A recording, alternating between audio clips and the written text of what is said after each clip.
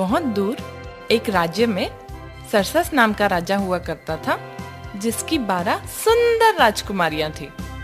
वे सब एक कमरे में सोती थी और उनका कमरा बाहर से बंद कर दिया जाता था ताकि वो कहीं न जा पाए। लेकिन फिर भी सुबह उनके जूते काफी घिसे हुए लगते थे, जैसे रात भर उन जूतों में राजकुमारियों ने नृत्य किया हो। जब ये बात राजा को पता चली तो उसने खबरी को पास बुलाया और उन पर नजर रखने को कहा। लेकिन कोई भी ये पता नहीं लगा पाया कि राजकुमारियां नृत्य करने कहाँ जा रही थी। राजा ने राज्य में घोषणा कर दी कि अगर कोई भी ये राज पता कर पाए तो वो उन 12 राजकुमारियों में से किसी को भी अपनी पत्नी बना सकता है। और इतना ही नहीं, उसे राजा सरसस के बाद इस राज्य का राजा घोषित कर दिया जाएगा। लेकिन अगर किसी ने कोशिश की और वो नाकामयाब रहा तो उसे 3 दिन के बाद फांसी की सजा दी जाएगी। कुछ दिन बाद एक युवा राजकुमार किसी दूसरे राज्य से उन 12 राजकुमारियों के रहस्य को सुलझाने पहुंचा। उसका वहां बहुत बड़ा स्वागत हुआ और रात को उसे राजकुमारियों के बगल वाले कमरे में ले गए। उसे सब सुनाई दे सके इसलिए उसके कमरे का दरवाजा खुला रखा गया। लेकिन जल्द ही राजकुमार को नींद आ गई। जब सुबह हुई तो उसने देखा कि राजकुमारियां नृत्य करके आ चुकी थी। ये उनके जूतों से पता चल गया। ऐसा दूसरे और तीसरे दिन भी हुआ और राजा ने राजकुमार का सिर काटने का हुक्म दिया। उस राजकुमार के बाद भी कई लोग आए, लेकिन सब अपनी जान गंवा बैठे। एक बार एक जख्मी फौजी राजा सरसस के राज्य से गुजर रहा था। तभी वहां एक बुढ़िया ने उससे पूछा, कहाँ जा रहे हो बेटा? मैं खुद नहीं जानता कि मैं कहाँ जा रहा हूँ, लेकिन मुझे राजकुमारियों की खुफिया जगह खोजनी है और क्या पता शायद एक दिन मैं ही राजा बन जाऊं। ये कोई मुश्किल काम नहीं है बेटा, मैं तुम्हारी मदद करूंगी। बस तुम्हें जो जाम राजकुमारियां पिलाएंगी उसे तुम्हें नहीं पीना है। उस जाम से तुम्हें नींद आ सकती है। उस बुढ़िया ने एक चोगा उस फौजी को दिया और कहा, जैसे ही तुम इसे पहनोगे तो तुम अदृश्य हो जाओगे और फिर तुम राजकुमारियों का पीछा कर सकते हो। शुक्रिया माताजी। फौजी राजा के पास पहुंचा और परीक्षा देने की इच्छा जताई। फौजी की वहां बहुत खातिरदारी हुई और उसे बढ़िया पोशाक दिए गए। शाम होते ही उसे राजकुमारियों के बगल वाले कमरे में ले गए। सबसे बड़ी राजकुमारी उस फौजी के लिए जाम ले आई, लेकिन फौजी ने चुपके से उस जाम को फेंक दिया और सोने का नाटक करने लगा।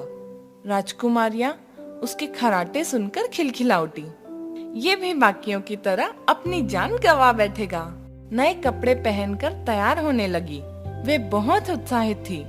लेकिन सबसे छोटी राजकुमारी ने कहा, पता नहीं क्यों, लेकिन मुझे बेचैनी सी हो रही है, जैसे कुछ बुरा होने वाला है।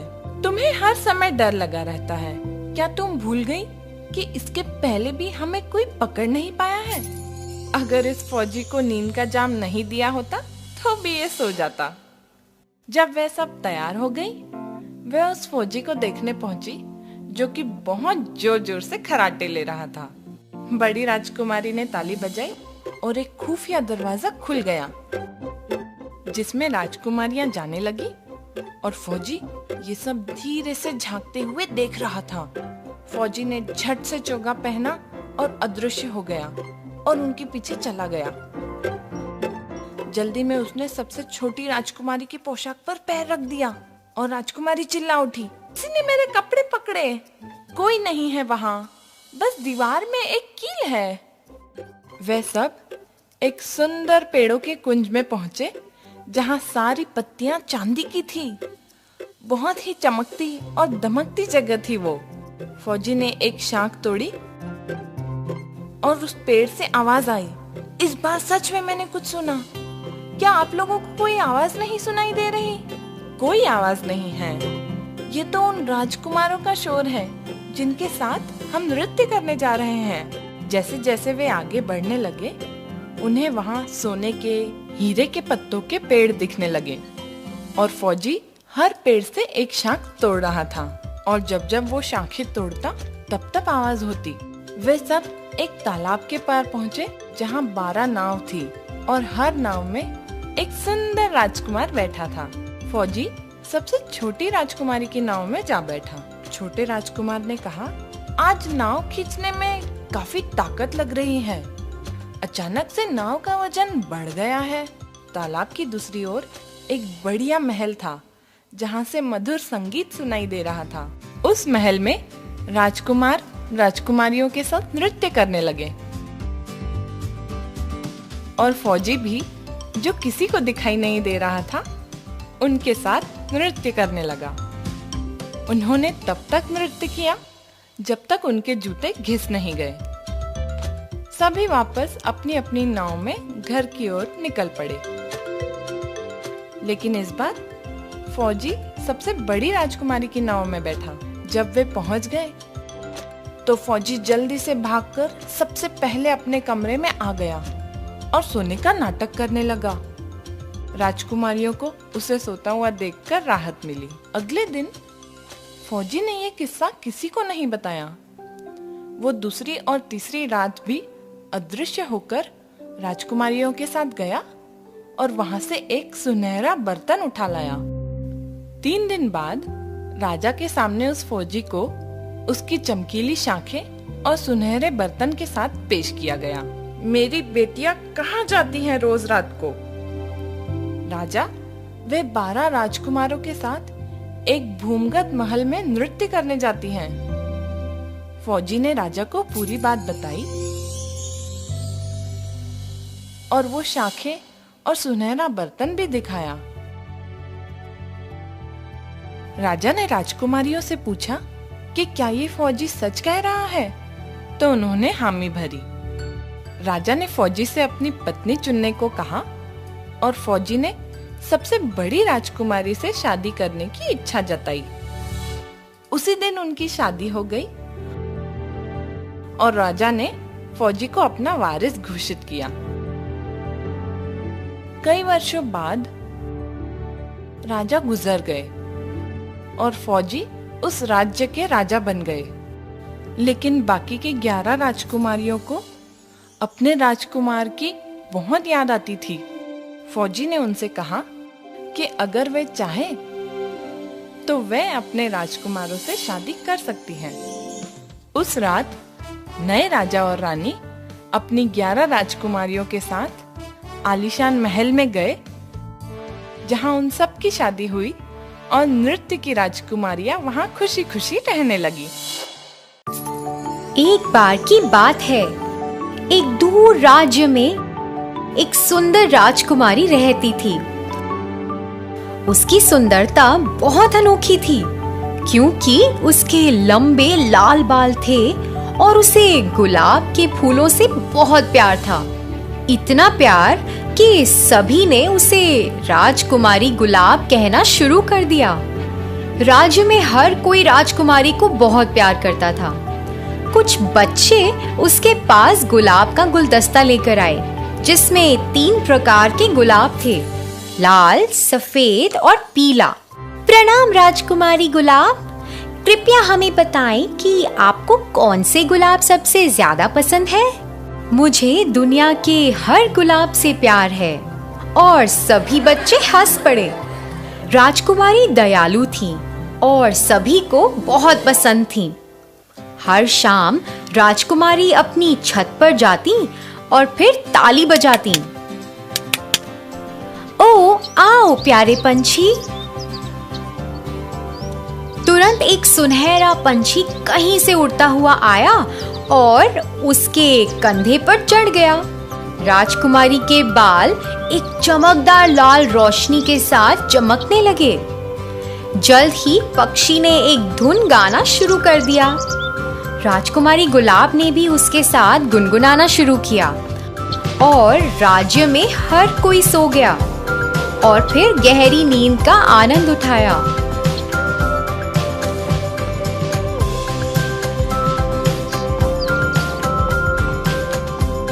इसी तरह साल बीतते गए और सुनहरा पंछी और राजकुमारी गुलाब रोज रात को लोरी गाते और राज्य के लोग इसका आनंद उठाते।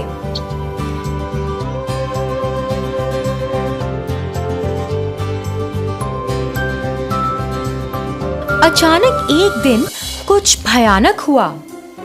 एक दुष्ट चुड़ैल जो राज्य के एक अंधेरे पक्ष में रहती थी, उसने राजकुमारी गुलाब के बारे में सुना। ला ला ला ला ला ला ला ला ला। मुझे वो बिल्कुल पसंद नहीं है। वह कितनी अच्छी है। और इसलिए दुष्ट चुड़ैल ने उसे श्राप देने का फैसला किया और उसने अपने बुरे जादुई मंत्र पढ़ने शुरू कर दिए। आब्राकदाब्रा सिम सलादिम। मैं चाहती हूं कि ये राजकुमारी गुलाब मुरझा जाए। हुश। जैसे ही चुड़ैल ने मंत्र पढ़ना समाप्त किया, राजकुमारी गुलाब के बाल अचानक काले रंग के हो गए। अरे नहीं, ये क्या हो गया मेरे बालों को? मैं अपने लोगों के लिए कैसे गाऊंगी और वो सब अब मीठे सपने कैसे देखेंगे? फिर उस शाम राजकुमारी गुलाब अपनी छत पर गई और ताली बजाई।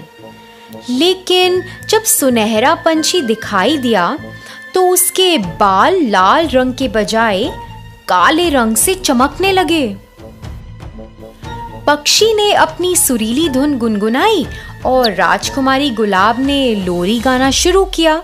राज्य में हर कोई सो गया, लेकिन उस रात लोगों ने केवल बुरे सपने देखे। उस रात हर कोई अपनी नींद से डर कर जाग गया। राजकुमारी बहुत दुखी थी और यह नहीं जानती थी कि क्या करना चाहिए।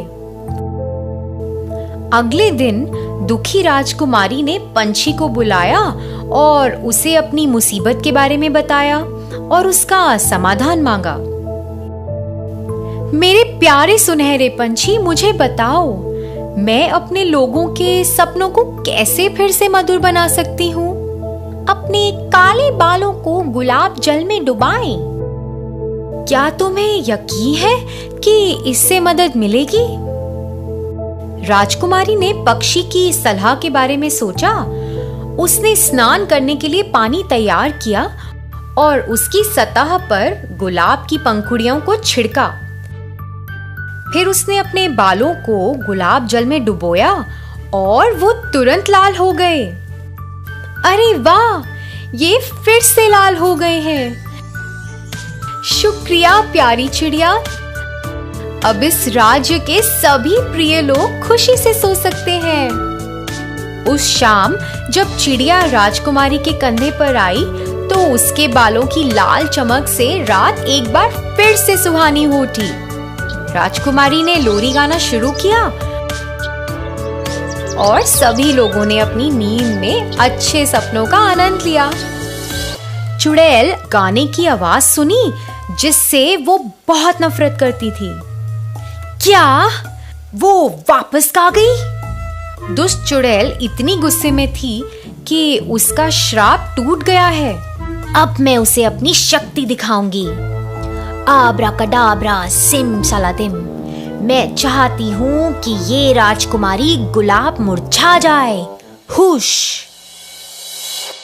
और राजकुमारी के बाल फिर से काले हो गए।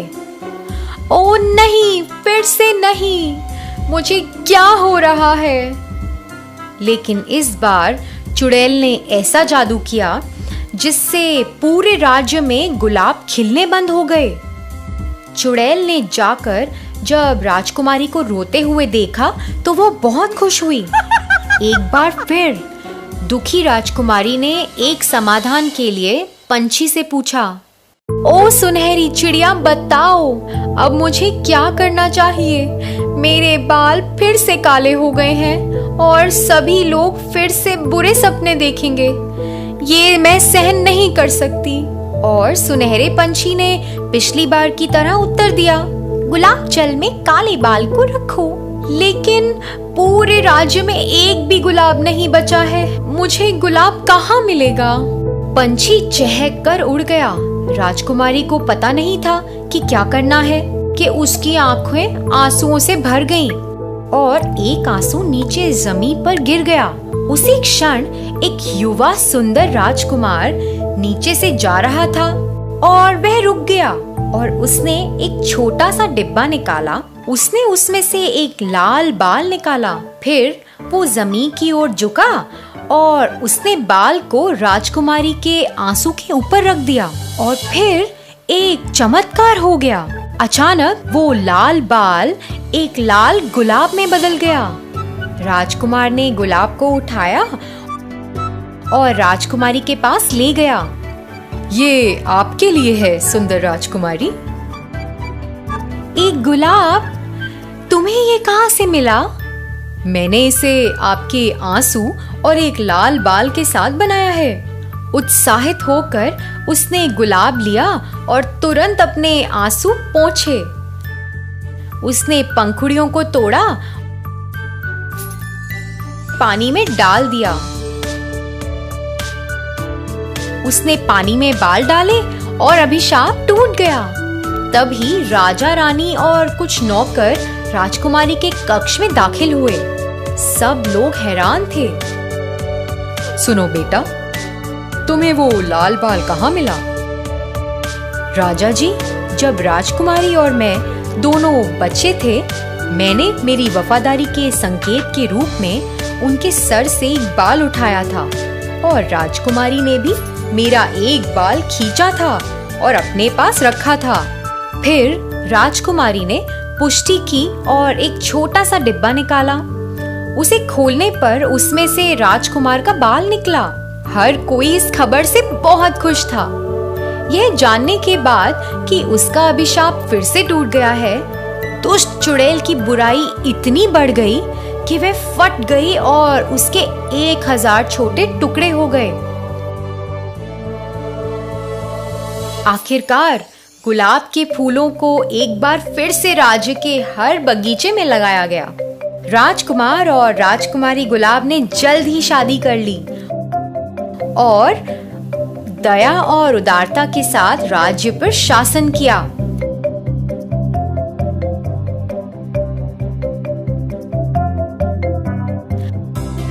और फिर हर शाम राजकुमारी गुलाब और सुनहरे पंछी ने लोरी गाना शुरू किया और सभी लोगों ने अपनी नींद में अच्छे सपनों का आनंद लिया।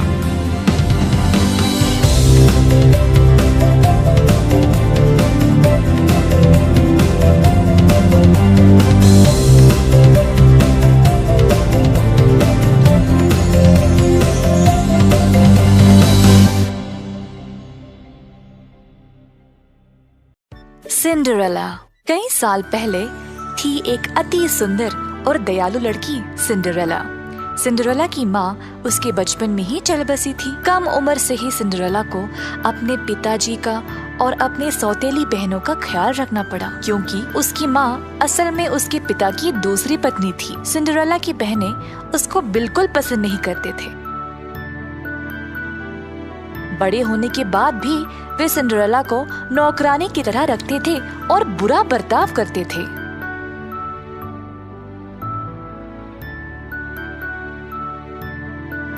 एक दिन सारे राज्य को एक महाजश्न के लिए राजमहल में आमंत्रित दिया गया।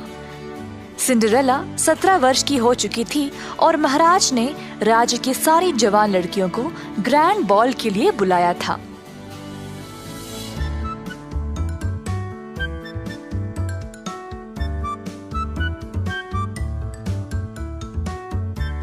परंतु सिंड्रेला की सौतेली माँ ने उसको जाने नहीं दिया और उल्टा उसके हाथ खुद को और अपने बेटियों को जश्न के लिए तैयार करवाया।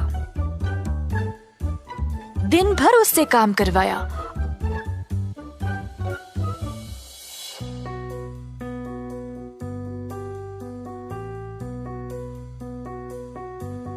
और अंत में उसके गाउन को फाड़कर आग में डाल दिया ताकि वह जा ना सके। फिर उसको घर पर अकेला छोड़कर चले गए। सिंड्रेला दुखी होकर रोने लगी। वह हार मानने ही वाली थी जब एक परी देवी माँ उसके सामने प्रकट हुई। मेरी प्यारी सिंड्रेला, मत रो, मैं तुम्हें ग्रैंड बॉल पर भेजूंगी, पर मेरे पास पहनने के लिए कोई गाउन नहीं है और मेरी सौतेली माँ और बहनों ने मुझे यहाँ अकेला छोड़ दिया है। चिंता मत करो मेरी बच्ची, थोड़ा सा विश्वास और जादू से सब ठीक हो जाएगा। पिपटी पॉपटी बू। परी देवी माँ ने अपनी जादुई छड़ी को चलाया और सिंड्रेला के फटे पुराने कपड़े सुंदर गाउन में बदल गए। फिर एक और लहर से सिंड्रेला के पैरों में चमकीले शीशे के जूते आ गए। वाह, ये गाउन तो बहुत ही सुंदर है परी माँ, पर मैं राजमहल तक पहुँचूंगी कैसे? परी देवी माँ ने देखा कि कुछ 6 चूहे बाग में एक कद्दू के पास खेल रहे थे। उनकी ओर अपनी छड़ी घुमाई और बोली, बिपडी बॉपडी बू। तुरंत 4 चूहे चमकीले काले घोड़ों में बदल गए और 2 गाड़ीवानों में। कद्दू बन गया एक सुनहरी गाड़ी। सिंड्रेला ये सब देखकर खुशी से झूम उठी। राजमहल की ओर निकलने से पहले परी देवी माँ ने बोला, ओह सिंड्रेला, ये जादू रात के 12 बजे तक ही रहेगा। तुम्हें उससे पहले घर वापस लौटना पड़ेगा। ठीक है, बहुत बहुत शुक्रिया परी माँ। जब सिंड्रेला राजमहल में प्रवेश हुई तो सब लोग उसकी सुंदरता पर फिदा हो गए, पर किसी ने भी उसको पहचाना नहीं, बल्कि उसकी सौतेली माँ और बहनों ने भी नहीं।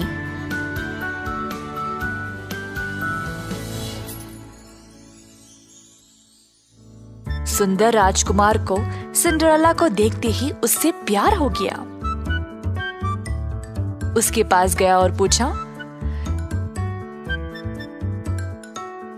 क्या तुम मेरे साथ डांस करोगी? हाँ। राजकुमार ने पूरा समय सिर्फ सिंड्रेला के साथ डांस किया। सिंड्रेला राजकुमार के साथ इतनी खुश थी कि उसको समय का पता ही नहीं चला। अचानक से उसको समय का याद आया और वो तुरंत घर की ओर वापस दौड़ निकली। ओह नहीं, मुझे जाना पड़ेगा, बोली सिंड्रेला और राजमहल से बाहर निकलने लगी। जल्दी में उसका एक शीशे का जूता निकल आया और सिंड्रेला को उसको वापस उठाने का समय भी नहीं था।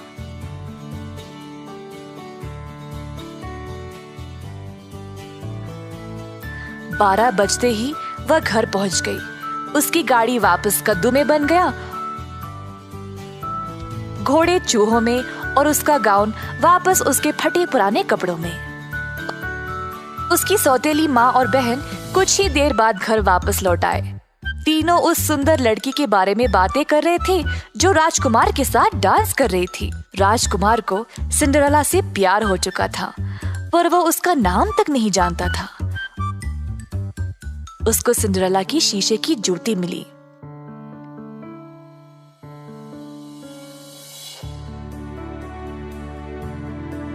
मैं उसको ढूंढ के रहूंगा।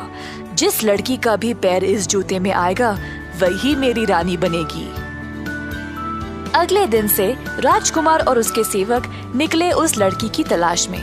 घर घर गए हर लड़की को उस जूती पहनाने के लिए, पर किसी का भी पैर उसमें आया ही नहीं।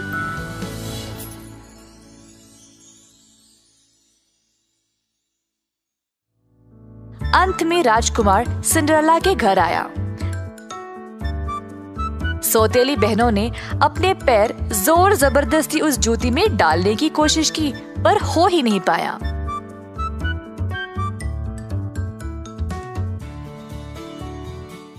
इस बीच सिंड्रेला की सौतेली माँ ने उसको कमरे में बंद कर दिया था ताकि राजकुमार उसको देख ना सके।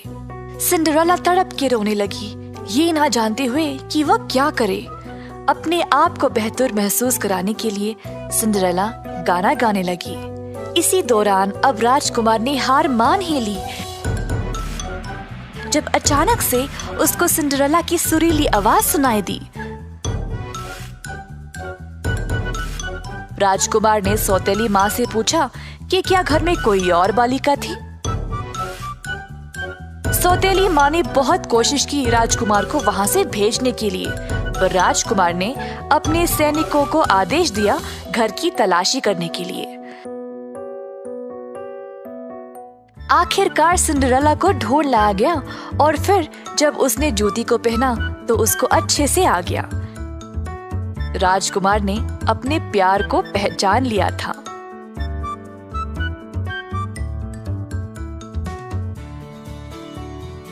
सिंड्रेला, क्या तुम मेरी रानी बनोगी? तुम दयालु और धैर्यवान हो। जी हाँ मेरे राजकुमार। तो अंत में सिंड्रेला और राजकुमार की शादी हो गई और दोनों ने खुशी से अपनी जिंदगी का शुरुआत किया। सिंड्रेला ने अपनी बहनों को भी माफ कर दिया। वह एक बहुत ही दयालु महारानी थी और सारी प्रजा उससे बहुत प्यार करती थी। एक समय की बात है, एक गांव में एक युगल रहता था। वे चाहते थे कि उनकी एक संतान हो। उनके घर के पीछे एक खिड़की थी जहाँ से एक सुंदर बगीचा दिखता था, जो हमेशा ताजी सब्जियों और सुंदर फूलों से भरा रहता था। लेकिन उस बगीचे के चारों तरफ एक लंबी दीवार थी और वहाँ एक डायन रहती थी जिससे सब डरते थे। एक दिन पत्नी उस खिड़की के पास खड़ी थी और बगीचे की ओर देख रही थी। उसने देखा कि वहाँ फूलों की एक सुंदर चादर है। वे इतने ताजे थे कि पत्नी कुछ फूल अपने पास रखना चाहती थी। ऐसा काफी दिनों तक चलता रहा और धीरे धीरे पत्नी और उदास होने लगी। तब उसके पति से यह देखा न गया। उसने पूछा, क्या बात है प्रिय? पत्नी ने कहा, जब तक मैं उस फूल को चख न लूं, तब तक मुझे चैन नहीं आएगा। पति अपनी पत्नी से बहुत प्यार करता था। वो सोचने लगा, मैं अपनी पत्नी को खो नहीं सकता। चाहे जो हो जाए, मैं उसके लिए वो फूल जरूर लाऊंगा। तो एक शाम पति ने उस दीवार को पार कर लिया और बगीचे से कुछ फूल तोड़ लाया। पत्नी ने फूल का स्वादिष्ट सलाद बनाया और मन भर के खाया। पर उसे वो इतना पसंद आया कि अगले दिन उसकी फूल खाने की इच्छा 3 गुना बढ़ गई और उसकी इच्छा पूरी करने के लिए फिर उस शाम पति उस डायन के बगीचे में गया। जब वह लौट रहा था तो उसने देखा डायन ठीक उसके सामने खड़ी है और वो घबरा गया। डायन ने गुस्से में आके कहा, तुम्हारी हिम्मत कैसे हुई मेरे बगीचे से फूल चुराने की? तुम्हें सजा भुगतनी होगी। पति ने कहा, मुझ पर दया कीजिए, मैंने ये सिर्फ अपनी पत्नी के लिए किया है। अगर वो इस फूल को नहीं खाती तो वह उदास रहती, जो मुझसे देखा न गया। तो डायन बोली, ठीक है, तुम जितने चाहो उतने फूल ले जाओ, लेकिन एक शर्त पर, तुम्हारी जो भी संतान होगी वह तुम मुझे दोगे। मैं उसे एक माँ की तरह पालूंगी। पति ने घबराकर डायन की शर्त मान ली और जब उनकी संतान हुई तो डायन ने फूल की तरह उस बच्ची का नाम रैपुंज़ेल रखा और उस बच्ची को अपने साथ लेकर चली गई। रैपुंज़ेल बहुत ही सुंदर थी। जब वो 12 साल की हुई तो उस डायन ने रैपुंज़ेल को एक लंबे मीनार में कैद कर लिया। उस मीनार में न कोई सीढ़ी थी न कोई दरवाजा, बस एक खिड़की थी। जब भी डायन को उस मीनार पर जाना पड़ता तो वो नीचे से चिल्लाती, रैपुंज़ेल, रैपुंज़ेल, अपने बालों को नीचे करो।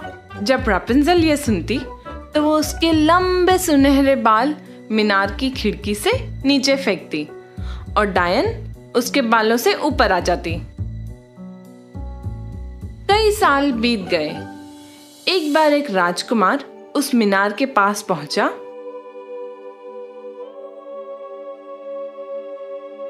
और उसने एक मधुर आवाज सुनी। वो वहीं उस आवाज को सुनने लगा। रैपुंज़ेल अपने अकेलेपन को मिटाने के लिए गीत गा रही थी। राजकुमार को उससे मिलने की इच्छा जागृत हुई और वो उस आवाज तक पहुंचने के लिए दरवाजा खोजने लगा, लेकिन उसे कुछ नहीं मिला। वो मायूस होकर वापस लौट गया, लेकिन रैपुंज़ेल की आवाज उसके दिल को छू गई थी। तो वो राजकुमार रोज उस मीनार के पास जाकर रैपुंज़ेल की मधुर आवाज सुनने लगा। एक दिन वो चुपके से रैपुंज़ेल की आवाज सुन रहा था तो उसने डायन को मीनार में जाते हुए देखा।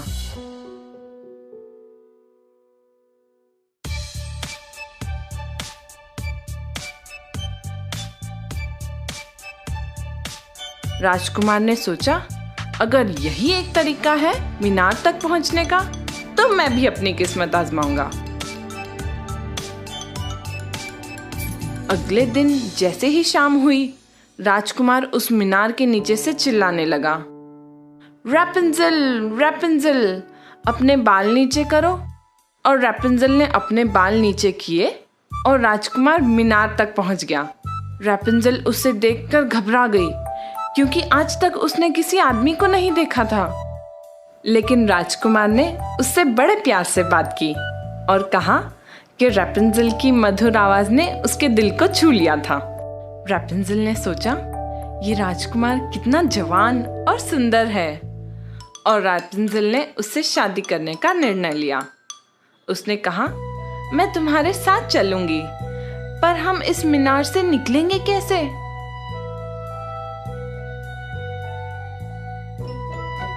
जब भी तुम मुझसे मिलने आओ तो तुम एक रस्सी ले आना, जिससे मैं एक सीढ़ी बनाऊंगी। जैसे ही वो सीढ़ी तैयार हो जाएगी, मैं इस मीनार से उतरकर तुम्हारे साथ चलूंगी।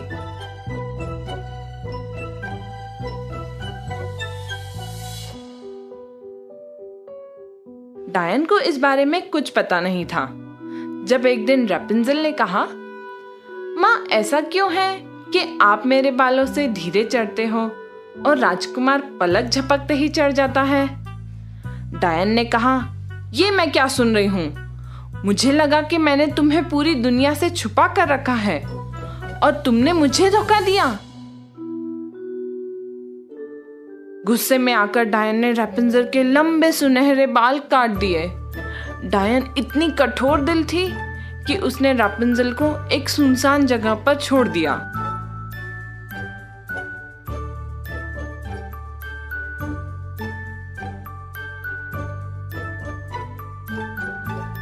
उसी शाम जब राजकुमार ने मीनार के नीचे से आवाज लगाई, रैपुंज़ेल, रैपुंज़ेल, अपने बाल नीचे करो, तो उस डायन ने रैपुंज़ेल के कटे हुए बाल नीचे किए और राजकुमार मीनार पर चढ़ गया।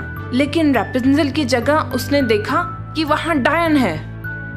हा! डायन ने कहा, तुम्हारी प्रिय रैपुंज़ेल यहाँ नहीं है, तुम उससे कभी नहीं मिल पाओगे। राजकुमार ने दुख में मीनार से छलांग लगाई, लेकिन मीनार के नीचे जो कांटे थे वो उसकी आंख में चले गए। बेचारा अंधा राजकुमार मायूस होकर जंगल में रहने लगा।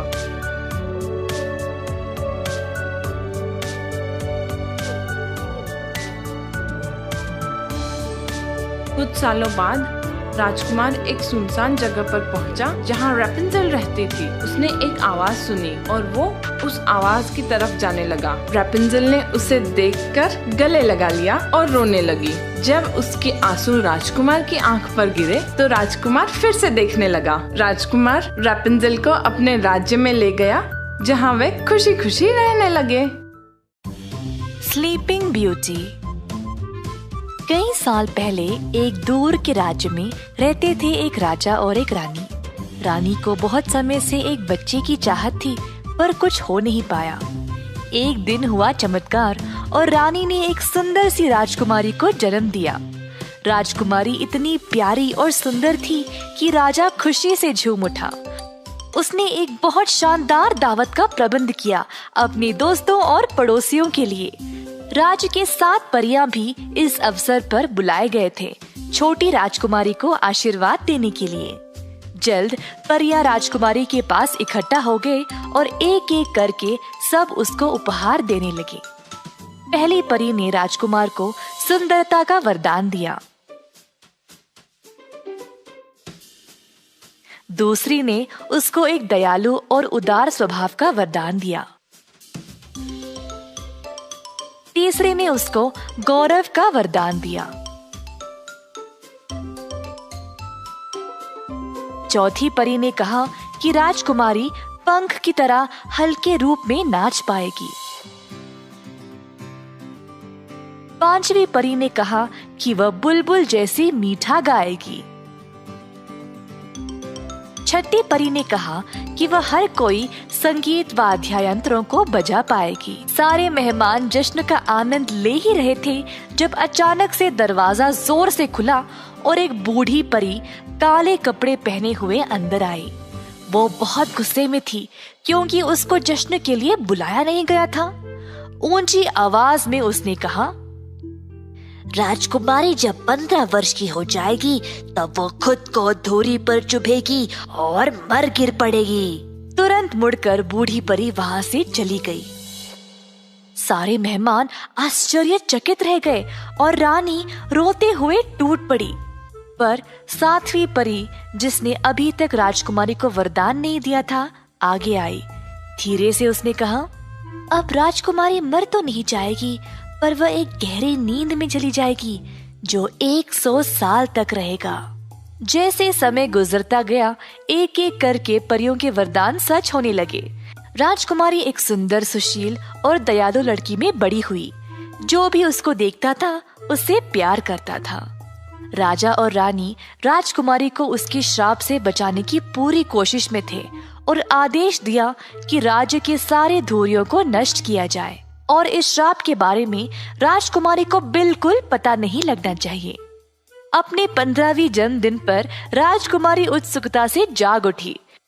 वह इतनी जल्दी जाग गई थी कि बाकी के लोग अभी भी सोए हुए थे। राजकुमारी महल के विशाल कक्षों में घूम रही थी, सबके जागने की इंतजार करते हुए। वह महल के हर एक कोने कोने तक जाने लगी। जब वह एक पुराने मीनार के पास पहुंची, अंदर गई तो उसको एक छोटा सा दरवाजा दिखाई दिया।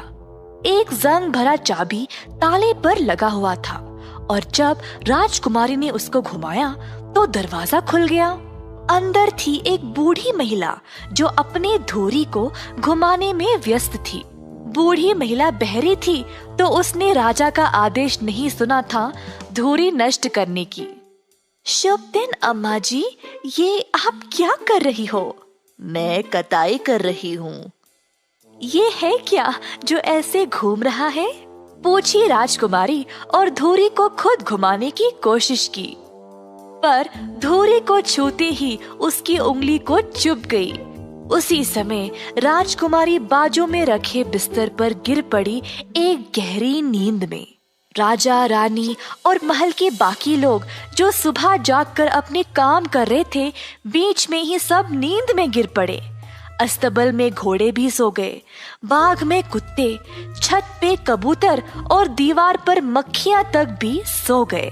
रसोई घर में नौकरानी जो मुर्गी को लेकर बैठी थी, वो भी नींद में गिर पड़ी।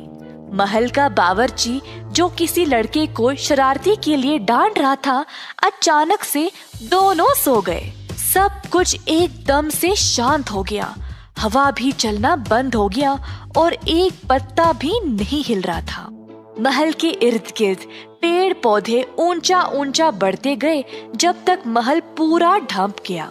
इस महल की कहानी हर राज्य तक पहुंच गई और कई सारे राजकुमार आए इस महल में घुसने के लिए, पर महल के इर्द गिर्द तेज कांटों की वजह से कोई भी उनको पार नहीं कर पाया। कई साल बाद एक राजकुमार उस राज्य में आया जहाँ उसने एक बूढ़े आदमी को स्लीपिंग ब्यूटी की कहानी सुनाते हुए देखा। कहानी थी एक सुंदर राजकुमारी के बारे में जो तकरीबन 100 साल से गहरी नींद में ही रही है। उसने सुना कि कई राजकुमारों ने भी महल में जाने की कोशिश की, पर कांटों की वजह से कोई उसको पार नहीं कर पाया। जवान राजकुमार ने सोचा, मुझे डर नहीं है, स्लीपिंग ब्यूटी को मैं देख के ही रहूंगा। बूढ़े आदमी ने राजकुमार को रोकने की बहुत कोशिश की, पर राजकुमार ने नहीं माना। वर्तमान में अब 100 साल खत्म होने को ही आए थे। जब राजकुमार महल पहुंचा तो द्वार बड़े बड़े गुलाबों से ढका हुआ था। जब राजकुमार पास गया तो पेड़ पौधे अपने आप राजकुमार के रास्ते से हट गए, उसको बिना हानि पहुंचाए। अंदर जाने के बाद बाग में उसने देखा कि घोड़े और कुत्ते सोए हुए थे। छत पे कबूतर भी। महल के अंदर दीवार पर मक्खियां अभी भी सोए हुए थे और महल के नौकर भी। सिंहासन के पास राजा और रानी सोए हुए थे। रसोई घर में बावर्ची, नौकरानी, वो छोटा लड़का, सब वैसे ही सोए हुए थे जैसे पहले गिर पड़े थे। अंत में वह उस पुराने मीनार पर पहुंचा। अंदर गया तो उसने सुंदर राजकुमारी को सोते हुए देखा। इतनी खूबसूरत राजकुमारी को देखते ही वह अपनी नजर उससे हटा नहीं पाया। नीचे झुककर राजकुमार ने स्लीपिंग ब्यूटी को चूमा। ऐसा करते ही राजकुमारी जाग उठी और मुस्कुराई। इतनी देर क्यों कर दी? कई सालों से मैं तुम्हारा इंतजार कर रही थी। राजकुमारी के जागते ही महल के सारे लोग और जीव भी जाग उठे। सब कुछ पहले जैसा हो गया। राजकुमारी और राजकुमार ने शादी की और एक बहुत बड़े जश्न का प्रबंध किया। सारे राज्य को इस जश्न पर बुलाया गया। अंत में वीर राजकुमार और सुंदर राजकुमारी ने सुखी से अपना जीवन बिताया। इस कहानी से हमें ये सीख मिलती है कि अंत में हमेशा अच्छाई की ही जीत होती है।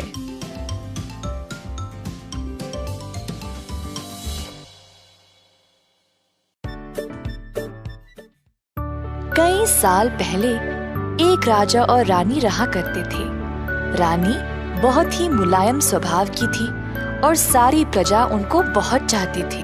रानी को एक ही बात का दुख था कि उनका कोई बच्चा नहीं था। सर्दी की एक सुबह रानी कुछ सिलाई कर रही थी जब उन्होंने अपनी खिड़की के बाहर बर्फ को देखा। गहरी सोच में रानी ने कहा, काश मेरी बेटी होती जिसकी त्वचा बर्फ जैसी सफेद और जिसकी होंठ चेरी की तरह लाल और जिसके बाल आबनूस जैसे काले। जल्द रानी की इच्छा पूरी हुई और उन्होंने एक राजकुमारी को जन्म दिया जिसकी त्वचा बर्फ जैसी सफेद, होंठ चेरी जैसे लाल और बाल आबनूस जैसे काले थे।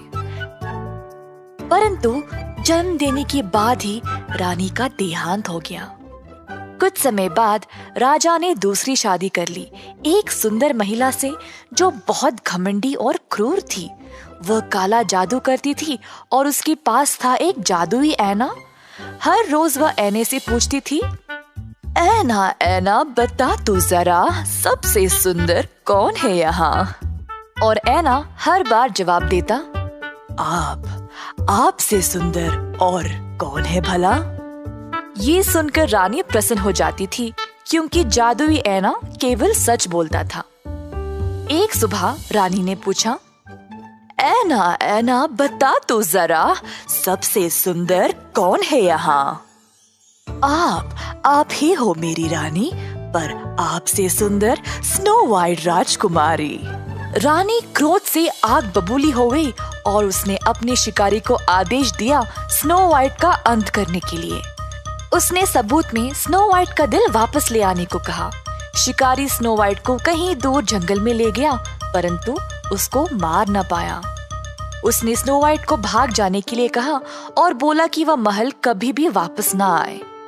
शिकारी ने स्नो वाइट की जान बचा ली और उसके दिल के बदले एक जंगली हिरन के दिल को रानी के पास ले गया। स्नो वाइट अब बड़े जंगल में अकेली थी और उसको समझ नहीं आया कि वह क्या करे। उसको अजीब अजीब आवाजें सुनाई दे रही थी और डर के मारे भागने लगी। जितनी तेज हो सके वो दौड़ती रही। शाम ढलने ही वाली थी जब स्नो वाइट को एक झोंपड़ी नजर आई। वह अंदर चली गई अंधेरी रात से बचने के लिए। एक छोटा सा मेज था जिस पे छोटे छोटे 7 थाल रखे हुए थे। दीवार के साथ लगे हुए थे 7 छोटे छोटे बिस्तर। स्नो वाइट को बहुत भूख लगी थी तो उसने सारे थालों से थोड़ा थोड़ा सब्जी और रोटी खाया। अब क्योंकि वह बहुत थकी हुई थी स्नो वाइट एक बिस्तर पर लेट गई और गहरी नींद में सो गई। कुछ देर बाद उस झोंपड़ी के निवासी गीत गाते गाते घर वापस आए। घर के अंदर आते ही उन सबको कुछ अलग लगा। एक ने कहा, किसी ने मेरी कुर्सी पर बैठा है। फिर एक और ने कहा, किसी ने मेरे थाल से खाया है। फिर एक और ने बिस्तर की ओर देखा और बाकी सबको बुलाया। है भगवान, ये बच्ची कितनी सुंदर है। सब इतने खुश थे उसे देखकर और उसको फिर जगाया भी नहीं। अगली सुबह स्नो वाइट उठी और बोनो को देखकर डर गई, पर बोनो ने उसको अच्छे से पूछा, डरो मत, तुम्हारा नाम क्या है? मेरा नाम स्नो वाइट है। और तुम यहाँ तक कैसे आई? स्नो वाइट ने सारी घटना सुनाई अपनी सौतेली माँ के बारे में और कैसे उस शिकारी ने उसको जाने दिया था। बोनो ने आपस में कुछ देर तक बात की और फिर बोले, अगर तुम हमारे लिए भोजन पकाओगी, हमारे बिस्तर संभालोगी और सब कुछ साफ सुथरा रखोगी तो तुम हमारे साथ रह सकती हो। तुम्हें जो चाहिए मांग सकती हो और हम तुम्हारी रक्षा करेंगे। हाँ, मैं दिल लगा कर काम करूंगी। स्नो वाइट उनके लिए गरम गरम खाना परोसती थी और पूरा घर साफ सुथरा रखती। अब क्रूर रानी को लगा कि स्नो वाइट मर चुकी थी। अपने जादुई आईने के सामने खड़ी होकर पूछी, ऐना ऐना बता तू जरा, सबसे सुंदर कौन है यहाँ? ऐने का जवाब सुनकर रानी हैरान रह गई। आप ही हो मेरी रानी, पर आपसे सुंदर अभी भी पर्वत के उस पार बोनो के साथ स्नो वाइट राजकुमारी। रानी हैरान रह गई। उसको पता था कि ऐना झूठ नहीं बोलता। तभी उसको समझ आ गया कि शिकारी ने उसको धोखा दिया और स्नो वाइट अभी भी जिंदा है। अपने गुप्त कमरे में जाकर उसने एक जहरीला सेब बनाया। ऊपर से सेब बहुत ही रसदार था और उसको देखकर कोई भी ललचाता, लेकिन उस सेब का छोटा सा टुकड़ा भी खाने से मौत हो जाएगी। अपने आप को एक बूढ़ी महिला के रूप में रानी ने तैयार किया और बोनो के घर आ गई। दरवाजे पर खटखटाया। स्नो वाइट खिड़की से बोली, माफ करना, पर मैं किसी को भी अंदर नहीं ला सकती। इस घर के साथ बोनो ने ऐसा करने से मना किया है। ओह, कोई बात नहीं बेटी, मैं तो बस सेब बेच रही थी। ये लो, इसको चख के तो देखो, बड़ा रसदार है। स्नो वाइट लाल रसदार सेब को देखकर ललचा गई। अपने आप को काबू में रख ही नहीं पाई, तो उसने खिड़की से ही सेब लिया और उस जहरीली सेब को खा लिया। सेब उसके मुंह में जाते ही स्नो वाइट बेहोश होकर जमीन पर बेजान गिर पड़ी। दुष्ट रानी जोर जोर से हंसने लगी और बोली, बोने अब तुम्हें कभी नहीं जगा पाएंगे। वापस अपने महल गई और अपने ऐने से पूछी, ऐना ऐना बता तू जरा, अब सबसे सुंदर कौन है यहाँ? ऐने ने कहा, आपसे सुंदर और कौन है भला? ये सुनकर दुष्ट रानी का काला दिल आखिरकार संतुष्ट और शांत हो गया। जब बोने घर लौट आए तो स्नो वाइट को जमीन पर पड़ा पाया। उसको उठाया, हिलाया, जगाने की बहुत कोशिश की, पर कुछ नहीं हो पाया। प्यारी बच्ची जा चुकी थी। अंत में उन्होंने स्नो वाइट को कब्र में डालने का निर्णय लिया, परंतु स्नो वाइट अभी भी ताजी जीवित व्यक्ति की तरह लग रही थी। बोनो ने कहा, हम इसको इस काले धरती में नहीं गाड़ सकते। और फिर स्नो वाइट के लिए उन्होंने एक शीशे का ताबूत बनाया। नाजुक तरीके से स्नो वाइट को अंदर लिटाया और सुनहरे अक्षरों में उसका नाम बक्से पर लिख दिया। एक दिन एक राजकुमार बोनो के घर के रास्ते से आया और थोड़ी देर के लिए पनाह मांगा।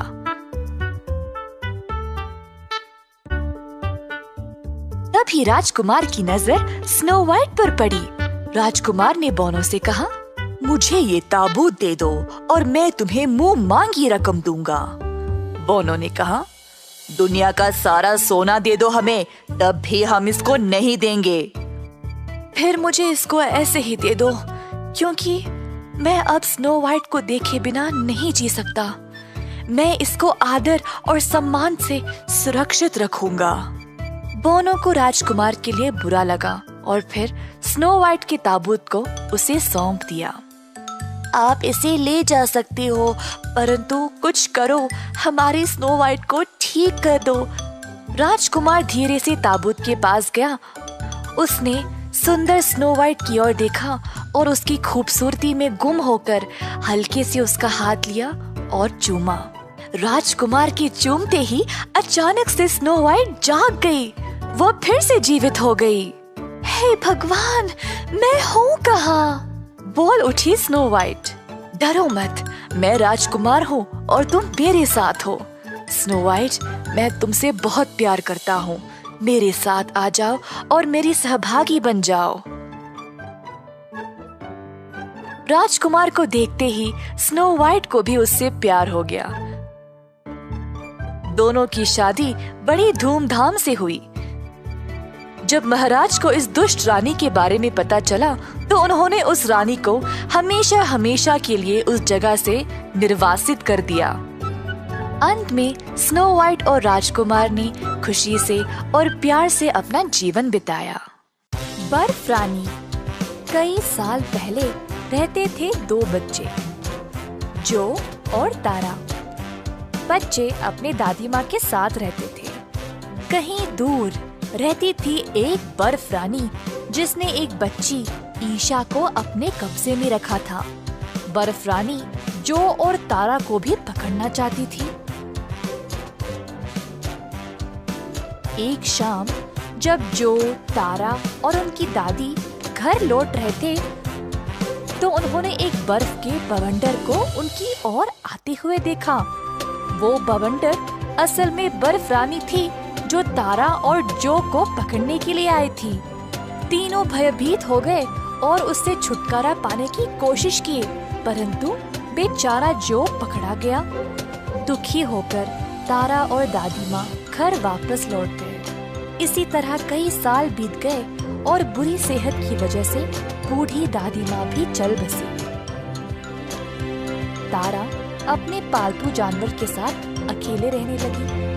एक कपड़ों के कारखाने में काम करती थी। एक दिन तारा का पालतू जानवर कैस्पर खो गया था और वो उसको हर जगह ढूंढने लगी। उसी समय उसने एक लड़के को कैस्पर को ले आते हुए देखा। कैस्पर, तुम कहाँ चले गए थे? तारा ने कैस्पर को देखकर राहत की सांस ली और उस लड़के का धन्यवाद किया। तारा घर लौट गई, पर उस लड़के के बारे में सोचती रही। उसको लगा जैसे वो उसको जानती थी, तो उसने उससे वापस मिलने का निर्णय लिया। तारा उस लड़के के घर की खोज में गई और जब पहुंची तो वहाँ पर उसको एक आईना मिला जो बचपन में उसके पास था। उस लड़के के घर को देखकर तारा हैरान रह गई। उसको एक चित्रकारी मिला जो कपड़े से ढांप के था। कपड़े को हटाया तो उसने अपने बचपन की तस्वीर को देखा। तारा को पता चल गया था कि वो लड़का उसका भाई जो था। इतने साल बाद अपने भाई का पता लगाकर तारा बहुत खुश हो गई। उसी समय एक बूढ़ी महिला उधर आई। क्या तुम जो को ढूंढ रही हो? आप कौन हो और मेरे भाई को कैसे जानते हो? कई साल पहले जब जो बर्फ रानी के भवंडर में फंसा, मैंने अपनी शक्तियों से उसको बचाया और तब से मैं उसका ख्याल रख रही थी। मैंने जो को तुम्हारे बारे में बोला और तुमसे मिलने को कहा, पर जब बर्फ रानी को इस बारे में पता चला, वो फिर से उसको पकड़ ले गई। अब तुम ही उसको बचा सकते हो। तुम्हारे हाथ में जो आईना है वो तुम्हें जो का स्थान दिखाएगा। ये आईना मेरी मदद कैसे कर सकता है? तारा आईने की ओर देख रही थी और जब बूढ़ी महिला की ओर देखा तो वो तब तक वहाँ से गायब हो चुकी थी। मैं कैसे बचाऊं अपने भाई को? तारा मजबूर होकर रोने लगी। अचानक से जब उसके आंसू आईने पर गिरे तो उसको आईने में उसके भाई की छवि नजर आई। उसने देखा कि जो एक नदी के पास एक स्नोफ्लेक का पीछा कर रहा था और फिर गायब हो गया। तारा अपने भाई को बचाना चाहती थी। जल्दी वो उस नदी के पास गई जो उसने आईने में देखा था। ओ नदी, मेरा भाई खो गया है। क्या तुम मुझे दिखा सकते हो कि वो कहाँ है? तारा के ऐसे बोलते ही नदी की देवी बाहर निकल आई। प्यारी तारा, तुम्हारा भाई उस बर्फ पर्वत के पास है। तुम्हें जल्दी उधर जाकर अपने भाई को और बाकियों को भी बचाना पड़ेगा। तारा तुरंत बर्फ पर्वत की ओर चल पड़ी। बहुत भारी बर्फ हो रही थी और बर्फीली हवाएं चल रही थी। तारा किसी भी हालत में अपने भाई को बचाना चाहती थी। कुछ दूर तारा को एक बर्फ का महल दिखाई दिया। अंदर गई तो उसको जो मिला। जल्दी अपने भाई की ओर दौड़ी, परंतु जो एक बर्फ का पुतला बन चुका था। जो जो जो जितना भी तारा ने पुकारा, जो को कुछ सुनाई नहीं दिया। बर्फ रानी ने तारा की आवाज सुनी और उसके पास आई। तारा ने देखा कि बर्फ रानी ईशा के रूप में आई। मेरी प्यारी तारा, बहुत समय से मैं तुम्हारा इंतजार कर रही थी। अब से हम सब खुशी खुशी एक साथ रहेंगे। क्या तुम्हें ये महल पसंद आया? जो को पसंद नहीं आया था और ईशा को जो की बातें, तो इसीलिए उसको बर्फ के पुतले में बदल दिया। तुम मुझे अपनी बातों से नहीं डरा सकती। मेरी प्यारी ईशा ने मेरी बात मान ली और अब वो मेरे शरीर का हिस्सा बन गई। अगर तुम और तुम्हारा भाई मेरी बात मान जाओगे तो फिर हम सब एक साथ आराम से रह सकते हैं। मैं ऐसा कभी होने नहीं दूंगी। अच्छा, तो अपने भाई को लेके तुम यहाँ से जाओगी कैसे? सिर्फ मेरा भाई नहीं, मैं ईशा को भी ले जाऊंगी। तभी तारा ने बर्फ रानी की छड़ी को उससे छिना लिया। ईशा, तुम्हारा दिल साफ है। इस बर्फ रानी को तुम्हें अपने कब्जे में करने मत दो। इसके पास मत रहो। मैं इधर तुम्हें लेने आई हूँ। मेरे और जो के साथ आ जाओ ईशा। चमत्कारी से उसी समय ईशा बर्फ रानी के शरीर से अलग हो गई।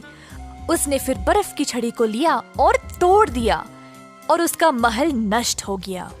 अब बर्फीले महल की जगह में सुंदर हरीले बाग और पेड़ खड़े हो गए। आखिरकार तारा ने अपने भाई जो और ईशा को बचा लिया।